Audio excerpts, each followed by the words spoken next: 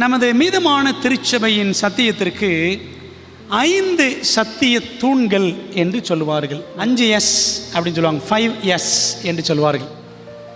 என்னென்ன என்றால், முதல்ல 2ஆம் வருகை. நம்ம படித்தோம்ல, மாபெரும் ஏமாற்றம் இல்லை 2ஆம் வருகை சம்மந்தப்பட்டது. அதற்கப்புறம் சாங்சுவரி, ஆசரிப்பு கூடார சத்தியம் நமக்கு கிடைத்தது, அதை இன்றைக்கி படிப்போம்.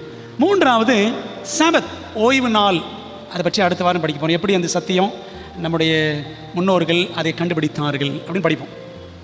4வது ஸ்பிரிட் ஆஃப் ப்ராஃபஸி, தீர்க்க தரிசன ஆவி.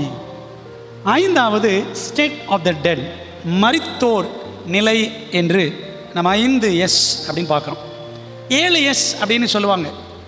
கூடுதலாக சால்வேஷன் பை ஃபெய்த், விசுவாசத்தினால் ரட்சிப்பு.